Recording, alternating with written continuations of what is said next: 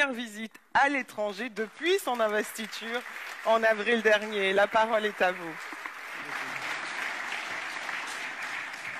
Monsieur le Président de la République française, notre hôte, Monsieur le chef d'État et de gouvernement, Mesdames, Messieurs les ministres, Monsieur le Président de la Commission de l'Union africaine, Monsieur le Président du Conseil d'administration de Gavi, Mesdames, Messieurs les ambassadeurs, distingués invités, Mesdames et Messieurs, je voudrais tout d'abord remercier les autorités françaises pour l'accueil chaleureux et l'hospitalité qui nous ont été réservés depuis notre arrivée à Paris. Je suis heureux de me joindre à vous aujourd'hui pour participer à cette campagne de mobilisation pour la souveraineté et l'innovation vaccinale dénommée Lancement de l'accélérateur africain de fabrication de vaccins.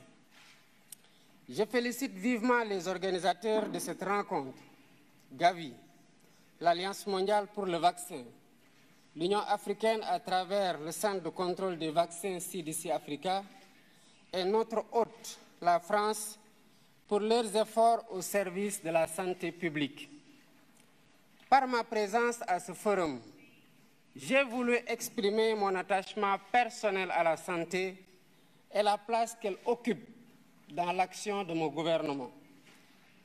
L'histoire récente de la pandémie Covid-19 nous a montré combien nous étions vulnérables, mal préparés face aux pandémies et que par conséquent, la santé doit être une priorité permanente. Il y a un peu plus de 4 ans, la Covid avait fortement bouleversé nos systèmes de santé et mis en danger les programmes de vaccination qui étaient alors relégués au second plan, devant l'urgence, évidemment, de lutter contre la pandémie. Ainsi, selon le rapport de l'UNICEF de 2021, 23 millions d'enfants n'avaient pas reçu les vaccins de base nécessaires à leur croissance normale au plus fort de cette crise sanitaire.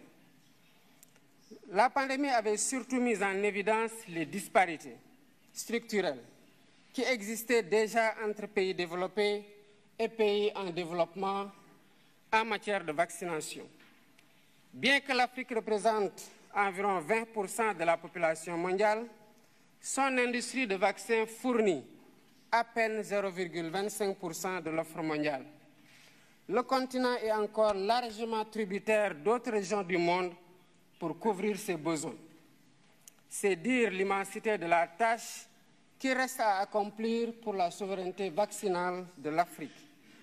Mesdames, Messieurs, en consacrant cette rencontre au lancement de l'accélérateur de la production des vaccins en Afrique, AVMA, Gavi et l'ensemble de ses partenaires s'inscrivent dans la voie pour corriger les points faibles du continent en matière de riposte face aux pandémies, telles que le manque d'équipements et de médicaments, mais surtout de vaccins. Nous avons vécu cela pendant la pandémie Covid-19 avec l'arrivée tardive et en nombre insuffisant des vaccins. Un des défis majeurs pour l'Afrique aujourd'hui, c'est de produire des vaccins, des médicaments et diagnostics, mais également d'accéder aux plateformes de commercialisation pour participer pleinement à la lutte contre les menaces sanitaires futures. C'est une volonté politique de l'Afrique et nous invitons tous les partenaires à soutenir cet agenda qui constitue une priorité au même titre que les autres priorités liées notamment aux situations de guerre ou de changement climatique. L'Afrique a les capacités de production locale de vaccins.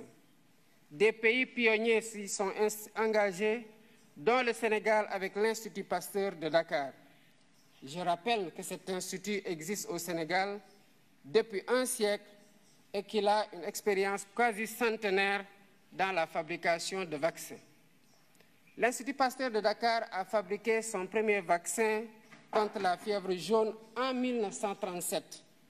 Ce même vaccin a reçu la préqualification de l'OMS en 1966, donc depuis plus de 50 ans. Dans la perspective de la consolidation de ces acquis et de la réalisation de l'objectif de l'Union africaine de produire sur le continent 60% des vaccins utilisés sur place d'ici 2040, l'Institut Pasteur de Dakar a initié, avec le soutien du gouvernement sénégalais, un ambitieux programme de développement industriel estimé à 252 millions de dollars. Ce programme vise à maîtriser toute la chaîne de valeur en matière de production pharmaceutique, depuis l'identification des besoins jusqu'à l'utilisation des produits par les bénéficiaires. La réalisation de ces infrastructures et l'acquisition des équipements sont en cours de finalisation. Le site du vaccinopole de Diamniadio, qui constitue une des entités de ce programme, aura une capacité de production annuelle de 3 millions de doses de vaccins de routine, épidémiques ou pandémiques, et utilisera les 3 plateformes technologiques dont l'ARN messager. Pour encadrer toutes ces initiatives, le Sénégal a déjà mis en place l'Agence nationale de réglementation pharmaceutique, qui s'est beaucoup employée pour atteindre les phases de maturation et d'homologation requises. Tout ceci n'aurait pas été possible sans un surcroît d'efforts dans la mobilisation des ressources pour le financement de la recherche, de l'innovation et des infrastructures de santé. Je remercie à ce sujet les pays, institutions et organismes partenaires, au premier rang desquels figure Gavi, pour le soutien qu'ils apportent au Sénégal, en particulier dans les efforts de promotion du vaccin et de la vaccination. Notre partenariat avec Gavi, il faut le souligner, nous a valu beaucoup de résultats positifs. Merci, M. Barroso, pour ce soutien constant. Il a beaucoup contribué à l'efficience de notre programme national de vaccination et à la lutte contre la mortalité infantile. Contre la mortalité infantile et précoce. Je sais que Gavi fait la même chose dans d'autres pays avec des rendements aussi appréciés en matière de prévention sanitaire, de prise en charge médicale adéquate et de lutte contre la mortalité précoce. En tant que pivot essentiel de la solidarité et en reconnaissance des immenses services qu'il rend aux pays bénéficiaires, Gavi mérite le soutien continu de la communauté internationale. C'est la raison pour laquelle, en ma qualité de président de la République du Sénégal, je lance un appel à tous les pays et institutions partenaires afin qu'ils contribuent généreusement à la reconstitution des fonds de Gavi pour la période particulièrement de 2026 à 2030. Soutenir le financement de Gavi, c'est aussi investir stratégiquement et à un rythme plus soutenu dans la protection de nos enfants, des générations actuelles et futures. Je serai engagé dans cette campagne pour Gavi et je vous invite tous. Ensemble, mobilisons-nous. Je vous remercie pour votre aimable attention.